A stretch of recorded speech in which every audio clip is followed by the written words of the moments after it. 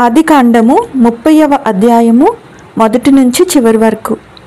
రాహేలు తాను యాకోబునకు పిల్లలు కనకపోవుట చూచి తన అక్కయందు అసూయపడి యాకోబుతో, నాకు గర్భఫలము నిమ్ము, లేని ఎడల నేను చచ్చెదనెను. యాకోబు కోపము రాహేలు మీద రగులుకొనగా అతడు, నేను నీకు గర్భఫలమును ఇయ్యకపోయినా దేవునికి ప్రతిగా నున్నానా అనెను.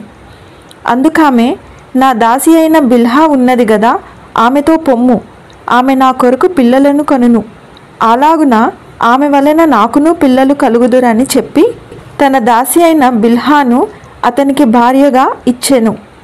యాకోబు ఆమెతో పోగా బిల్హా గర్భవతి అయి యాకోబునకు కుమారుని కనెను. అప్పుడు రాహేలు, దేవుడు నాకు తీర్పు తీర్చెను, ఆయన నా మొరను విని నాకు కుమారుని దయచేసిననుకొని అతనికి దాను అని పేరు పెట్టెను. రాహేలు దాసి అయిన బిల్హా తిరిగి గర్భవతి అయి యాకోబునకు 2వ కుమారుని కనెను.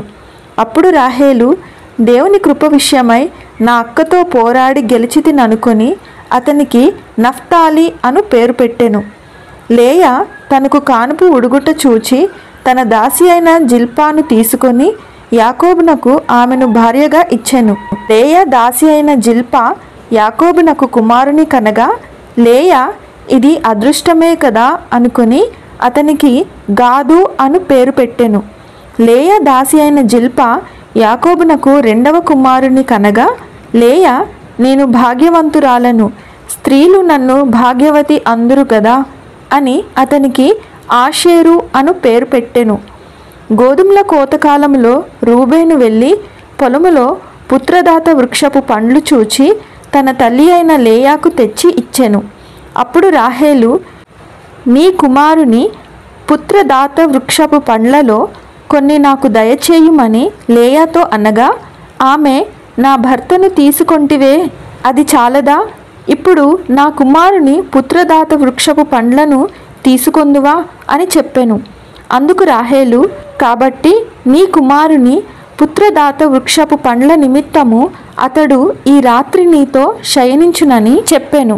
సాయంకాలమందు యాకోబు పొలము నుండి వచ్చినప్పుడు లేయా అతనిని ఎదుర్కొనబోయి, నీవు నా యొద్దకు రావలెను, నా కుమారుని పుత్రదాత వృక్షపు పండ్లతో నిన్ను కొంటినని చెప్పెను. కాబట్టి అతడు ఆ రాత్రి ఆమెతో శయనించెను. దేవుడు లేయ మనవి వినెను గనుక ఆమె గర్భవతి అయి యాకోబునకు 5వ కుమారుని కనెను. లేయా, నేను నా పెనిమిటికి నా దాసిని ఇచ్చినందున దేవుడు నాకు ప్రతిఫలము దయచేసిననుకొని అతనికి ఇశ్శాఖారు అని పేరు పెట్టెను. లేయా మరలా గర్భవతి అయి యాకోబునకు 6వ కుమారుని కనెను. అప్పుడు లేయా, దేవుడు మంచి బహుమతి నాకు దయచేసెను, నా పెనిమిటికి 6 కుమారులను కనియున్నాను గనుక అతడికను నాతో కాపురము చేయుననుకొని అతనికి జెబూలూను అను పేరు పెట్టెను. ఆ తరువాత ఆమె కుమార్తెను కని ఆమెకు దీనా అను పేరు పెట్టెను. దేవుడు రాహేలును జ్ఞాపకము చేసుకొని ఆమె మనవి విని ఆమె గర్భము తెరిచెను. అప్పుడు ఆమె గర్భవతి అయి కుమారుని కని దేవుడు నా నింద తొలగించెననుకొనెను. మరియు ఆమె, యెహోవా మరియొక కుమారుని నాకు దయచేయునుగాక అనుకొని అతనికి యోసేపు అను పేరు పెట్టెను. రాహేలు యోసేపును కనిన తరువాత యాకోబు లాబానుతో, నన్ను పంపివేయుము, నా చోటికిని నా దేశమునకును వెళ్ళెదను, నా భార్యలను నా పిల్లలను నాకప్పగించుము, అప్పుడు నేను వెళ్ళెదను, వారి కోసము నీకు కొలువు చేసి తిని, నేను నీకు కొలువు చేసిన విధమును నీవెరుగుదువు గదా అని చెప్పెను. అందుకు లాబాను అతనితో, నీ కటాక్షము నా మీద నున్న ఎడల నా మాట వినుము, నిన్ను బట్టి యెహోవా నన్ను ఆశీర్వదించెనని శకునము చూచి తెలుసుకొంటినని చెప్పెను. మరియు అతడు, నీ జీతం ఇంతయని నాతో స్పష్టముగా చెప్పుము, అది ఇచ్చెదనెను. అందుకు యాకోబు అతని చూచి, నేను నీకెట్లు కొలువు చేసి తినో నీ మందలు నా యొద్ద ఎట్లుండెనో అది నీకు తెలియను. నేను రాకమునుపు నీకుండినది కొంచెమే, అయితే అది బహుగా అభివృద్ధి పొందెను. నేను పాదము పెట్టిన చోటెల్లా యెహోవా నిన్ను ఆశీర్వదించెను. నేను నా ఇంటి వారి కొరకు ఎప్పుడు సంపాద్యము చేసుకొందుననెను. అప్పుడతడు, నేను నీకేమి ఇయ్యవలెనని అడిగినందుకు యాకోబు, నీవు నాకేమీ ఇయ్యవద్దు, నీవు నా కొరకు ఈ విధముగా చేసిన ఎడల నేను తిరిగి నీ మందను మేపి కాచెదను.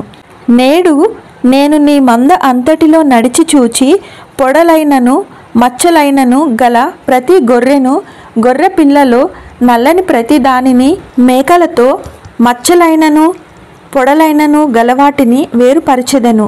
అట్టివి నాకు జీతమగును. ఇక మీదట నాకు రావలసిన జీతమును గూర్చి నీవు చూడవచ్చినప్పుడు నా న్యాయ ప్రవర్తనయే నాకు సాక్ష్యమగును. మేకలలో పొడలైనను మచ్చలైనను లేనివన్నీయు, గొర్రె పిల్లలలో నలుపు లేనివన్నీయు నా యొద్దనున్న ఎడల నేను దొంగిలితినని చెప్పవచ్చుననెను. అందుకు లాబాను, మంచిది, నీ మాట చొప్పుననే కానిమ్మనెను.